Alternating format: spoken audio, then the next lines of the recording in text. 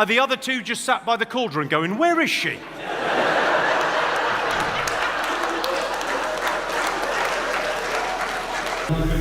Why didn't you do the hair on the back of your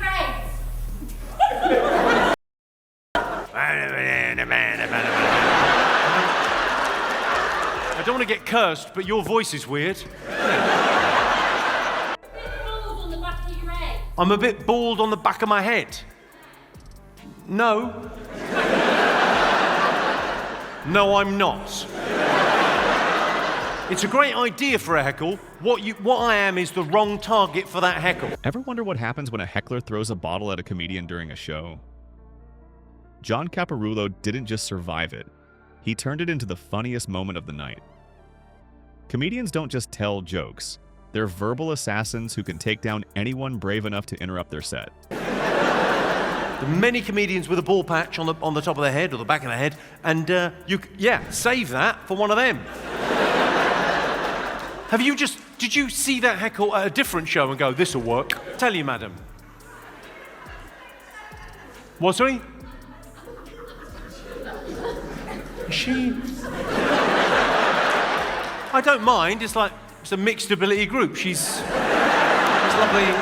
What, sorry? I look a bit bald on the top of my head. Well, I mean, it's more of a vision issue than a follicle issue. I don't know what to... We've collected the most savage comebacks that left hecklers wishing they'd never opened their mouths. Before we move on, I'd like to ask you a small favor. If you appreciate this content, please take a second to like this video and subscribe to the channel. Over 98% of you watch the videos without subscribing. It costs you nothing, but it makes a huge difference to us. So, did you click the subscribe button? Great.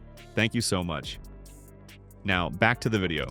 Ever wonder what happens in a comedian's mind the second someone interrupts their carefully crafted set? They don't panic. They switch to battle mode. As a white guy trying to talk for black people. I'm not. Bitch, no, you're not. Yes, I wasn't. No, you were. You just tuned in. Trying to. I give credit where credit is due. I'm probably the most pro anti-Trump comic out there. That mother. You're not. Shut the up. Well, you were trying to. For what? What are you upset about? It's not me. No, and shut up. Any black person ever tried to laugh at his jokes? No. Stop having fun. Comedians spend years perfecting their timing and material, only to have random audience members think they can do better. That's when the real show begins. Take Jimmy Carr, for instance. During one of his shows, a heckler decided to point out a bald spot on Jimmy's head, which wasn't even there. Most people would get defensive, but Jimmy saw this as an opportunity. He fired back with surgical precision. It's more of a vision issue than a follicle issue. The audience lost it while the heckler sat there, completely confused by how their attempt to embarrass Jimmy backfired so spectacularly. But Jimmy didn't stop there. He elevated his response by referring to the woman as neurologically divergent, all while maintaining his trademark smile. I don't know who the mad at, but it's not me. No, a white person trying to make fun of black people. See, now you're crying, and I was just trying to make you laugh. No, don't do that. Okay, I'm sorry. Stop having fun. Can we get her an Adderall or something? Wow. Are you serious? See, yeah, no, that's what happens. No, you're white, trying to talk about. No, and you. My probation officer is here now. Now I'm gonna make fun. I was trying to be empathetic. It wasn't funny. It was not. No. I don't care. You trying to laugh at that shit. How dare I at a comedy club? This wasn't just a comeback. It was a demonstration of how comedians stay one step ahead of their attackers, turning awkward moments into comedy gold. Then there's Patrice O'Neal, who faced a different kind of heckler, a woman who demanded he make her laugh. Instead of taking the bait, Patrice flipped the script by exposing the selfishness behind her demand. The fact that laughter's contagious should help you. Dead on the inside, that's you. Patrice didn't just shut her down, he turned her into a case study of entitlement. The audience couldn't help but side with him as he diagnosed her problem rather than giving in to her demands. There's nothing you can say to me I haven't said 6 inches from the mirror. You're the first name going in my suicide note tonight. I don't even know what he's saying, but it's just, shit sounds tense. You a Why do you think I'm doing this for a living? You think I was a football player? I'm a God damn it. What makes these comebacks so effective isn't just their wit. It's how they expose something true about the heckler that even the rest of the audience can recognize. When a comedian successfully does this, the heckler suddenly finds themselves outnumbered, with an entire room laughing at their expense. Troy Bond shows us another approach to handling hecklers. When faced with a political heckler trying to get under his skin, Troy first made himself the target. "There's nothing you can say to me I haven't said 6 inches from the mirror." This self-deprecating humor immediately disarmed the heckler. How do you attack someone who's already attacking themselves? But Troy wasn't finished.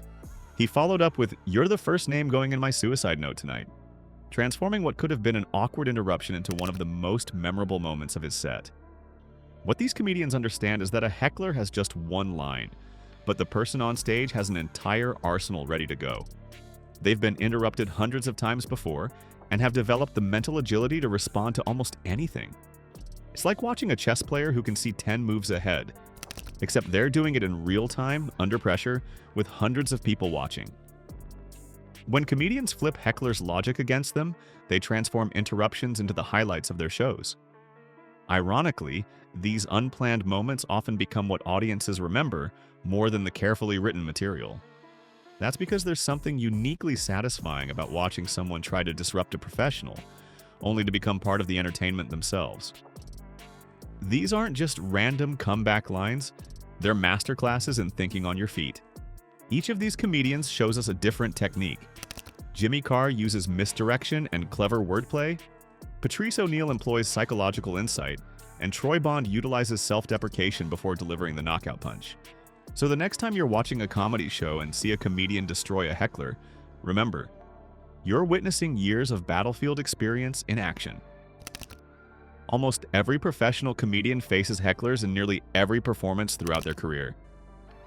That microphone isn't just for amplification, it's a weapon they've mastered through thousands of verbal duels. What separates the legendary comedians from the rest isn't just their prepared material. It's their ability to transform unexpected chaos into comedy gold. The spontaneous art of shutting down a heckler reveals the true essence of live comedy: raw, unpredictable, and impossible to replicate. That moment when a comedian turns to face their challenger isn't just confrontation. It's where comedy becomes a gladiatorial sport that no Netflix special can capture. The true magic of stand-up isn't in perfectly executed bits. It's in watching a comedian's brain operate at lightning speed, crafting the perfect counterattack that leaves both the heckler and audience stunned. That's what makes live comedy undefeated.